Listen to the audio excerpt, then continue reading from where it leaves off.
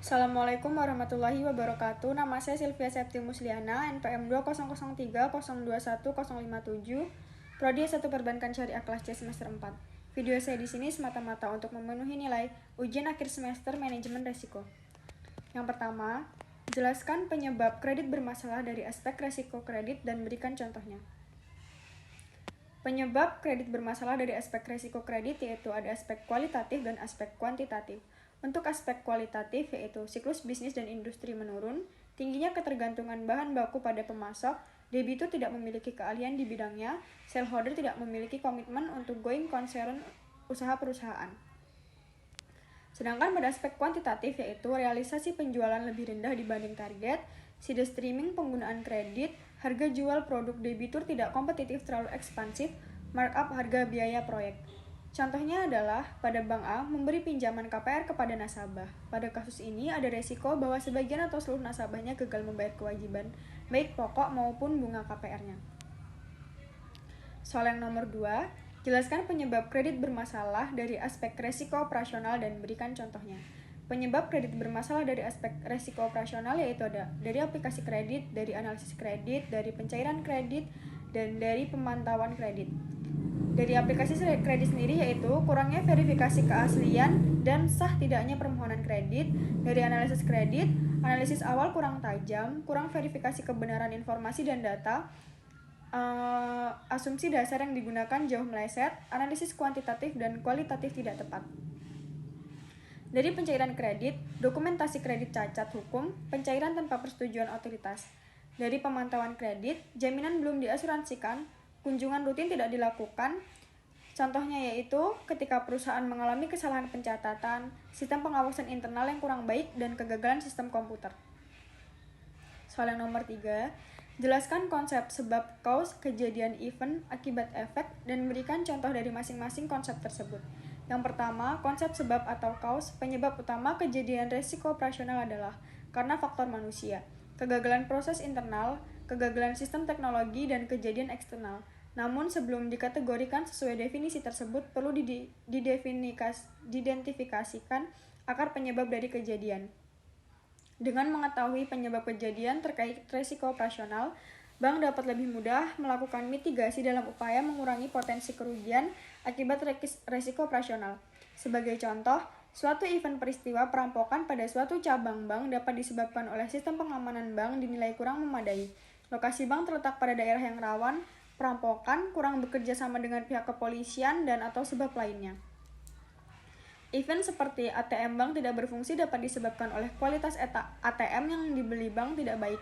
Belum jelas siapa yang bertanggung jawab mengisi ATM, kerusakan jaringan di mana ATM menjadi bagian dari sistem, ATM dirusak oleh pihak eksternal, dan sebagainya.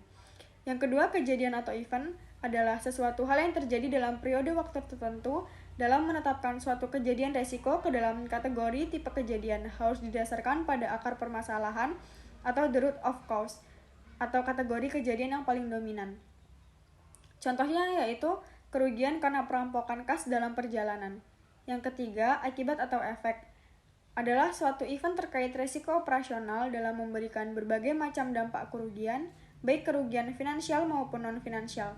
Contoh kejadian kerugian yang menimbulkan kerugian finansial yaitu berkurangnya nilai aset, penurunan langsung pada nilai aktiva disebabkan oleh suatu kejadian kerugian operasional. Contohnya, kejadian kerugian yang menimbulkan kerugian tidak langsung atau non-loss atau non-finansial adalah menurunnya citra bank di mata masyarakat karena pemberian bernada negatif atau resiko reputasi, dan offline yang cukup lama dan sering. Soal yang nomor 4, jenis kejadian sangat beraneka ragam. Sebutkan dan jelaskan ketujuan negara ragam tersebut dan berikan contohnya.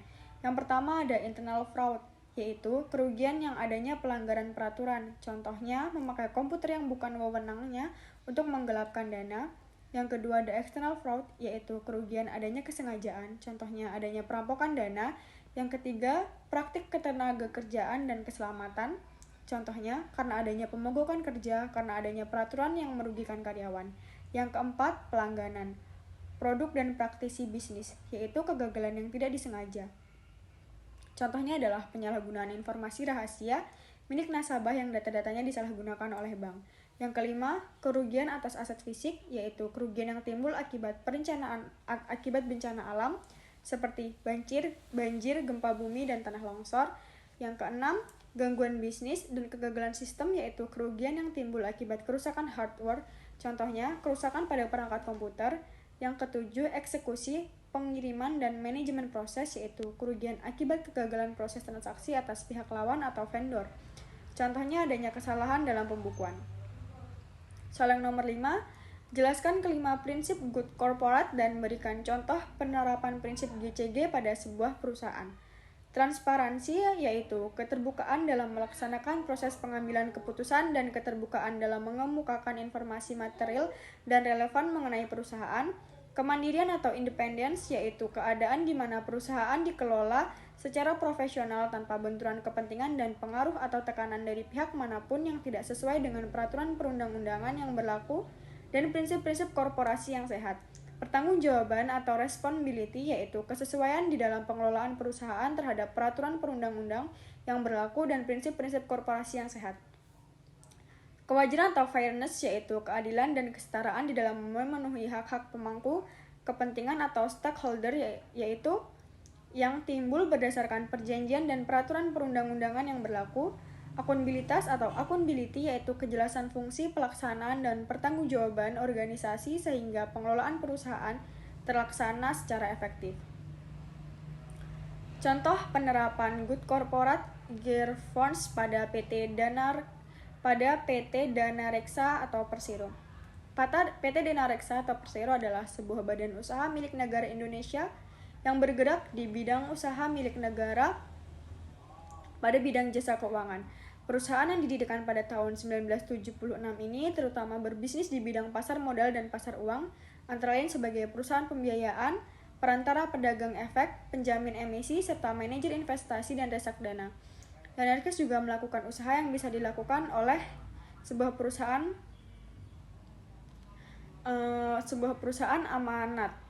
Yang pertama yaitu ada transparansi atau transparensi, yaitu penerapan transparansi pada PT Danareksa, yaitu Danareksa secara jelas dan tepat waktu mengungkapkan seluruh informasi yang dapat diakses oleh seluruh pemangku kepentingan sesuai dengan kewenangannya, dengan tetap memperhatikan hak-hak pribadi berdasarkan hukum dan peraturan perundang-undangan.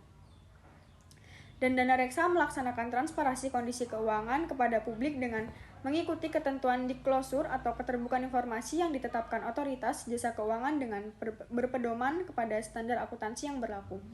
Yang kedua, kemandirian atau independence, yaitu penerapan kemandirian pada PT Danareksa, yaitu Danareksa dalam melakukan kegiatan dan dalam mengambil keputusan dilakukan secara profesional yang bebas dari pengaruh atau tekanan dari pihak manapun.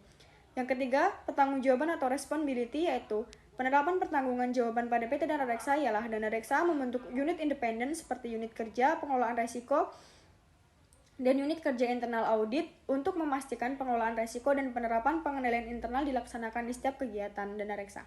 Yang keempat, kewajaran atau fairness, yaitu penerapan pada PT Danareksa ialah Danareksa dalam melakukan kegiatan dan dalam mengambil keputusan dilakukan secara profesional yang bebas dari pengaruh atau tekanan dari pihak manapun. Yang kelima, ada accountability, yaitu penerapan pada PT Danareksa ialah kelengkapan struktur tata dewan komisaris termasuk sistem manajemen risiko, sistem pengendalian intern, sistem pengawasan intern, mekanisme pelaporan atas blowing system, tata kelolaan teknologi, tata kelola informasi dan pedoman perilaku etika, dan kejelasan tugas dan tanggung jawab masing-masing fungsi dan unit organisasi Danareksa sesuai dengan tujuan Danareksa dalam implementasi GCG. PT Danareksa mendukung prinsip-prinsip transparansi, independen, akuntabilitas, keadilan, dan akuntabilitas untuk mengoptimalkan kinerja perusahaan, meningkatkan citra perusahaan, serta memastikan pertumbuhan perusahaan yang berkelanjutan. Sekian video ujian akhir semester dari saya. Kurang lebihnya saya mohon maaf, saya akhiri. Wassalamualaikum warahmatullahi wabarakatuh.